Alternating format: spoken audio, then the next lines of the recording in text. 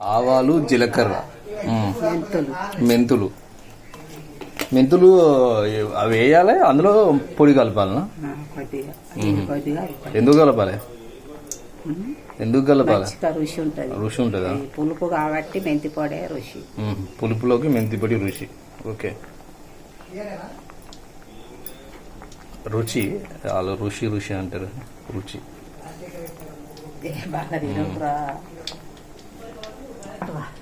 అవేంటి? జీలకర్ర, జీలకర్ర వేసినావు కదా ఆల్రెడీ. మెంతులు, ఆవాలు, జీలకర్ర పోపులు వేసుకున్నారు. ఇప్పుడు ఆనియన్స్, మిర్చి కూడా అదే పోపులో వేసేసింది. ఇక కొద్దిసేపు కొంచెం వేగేంత వరకు అట్లాగే ఉంచాలి. కొంచెం మంచిగా కొంచెం దూరంగా వేగేటట్టు.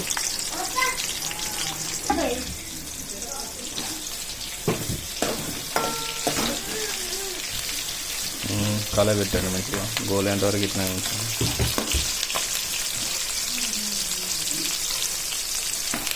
చూడండి, ఇట్లా మంచిగా కలుపుకుంటూ ఉండాలి.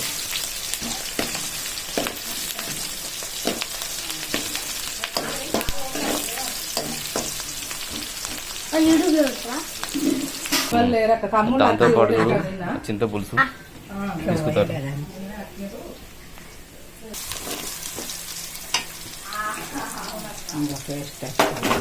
మనము మిక్సీ పట్టుకున్న పేస్ట్ ఇంట్లో ఇప్పుడు కలిపేస్తుంది. చూడండి,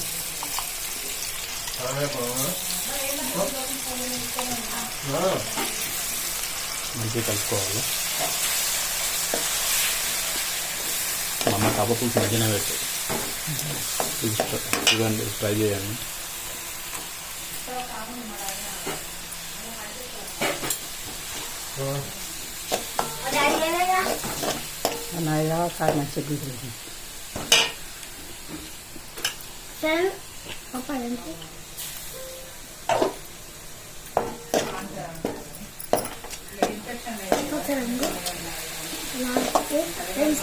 ఈ వీడియో నచ్చినట్లయితే లైక్ చేయండి, షేర్ చేయండి, కామెంట్ చేయండి.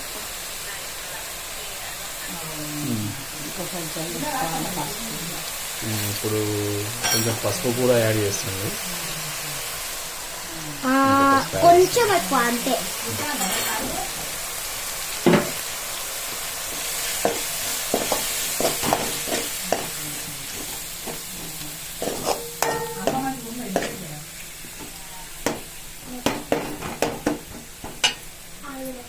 ఏంది చేస్తామని ఇప్పుడు చేపలు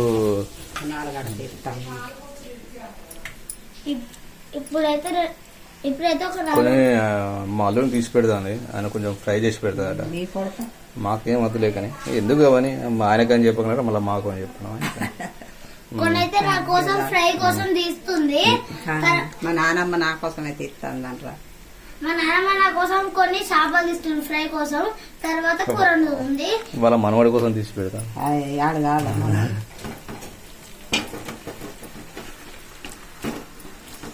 అప్పుడు వేస్తుంది. అంటే ఆ పోపులో ఆ చేపలు కలుపుతుంది. కొంచెం మంచిగా కలిపి కొంచెం వేడి చేసిన తర్వాత ఎక్కువసేపు ఉంచాలి చేపలని. చింతపులుసు పోసేసి మసాలా పెట్టాలి. ఎక్కువసేపు ఉంచితే ఏమైందంటే అవన్నీ ఇచ్చుకపోతాయి, తర్వాత తినాలనిపించేది.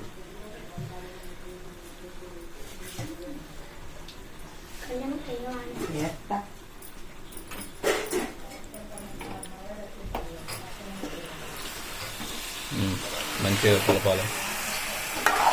మా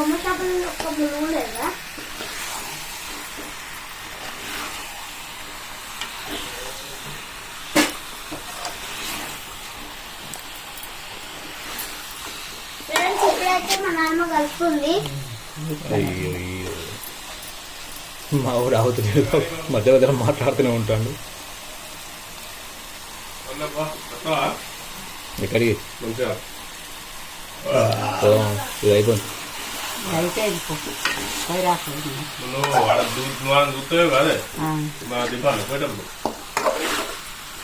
ఆయన చూడాలి, మాట్లాడాలి, ఉండాలి. ఇప్పుడు అట్నే కలిపిన తర్వాత కొంచెం పోరేటట్టు చూసుకోవాలి. కొంచెం ఎక్కువసేపు పెట్టాలి. ఎక్కువసేపు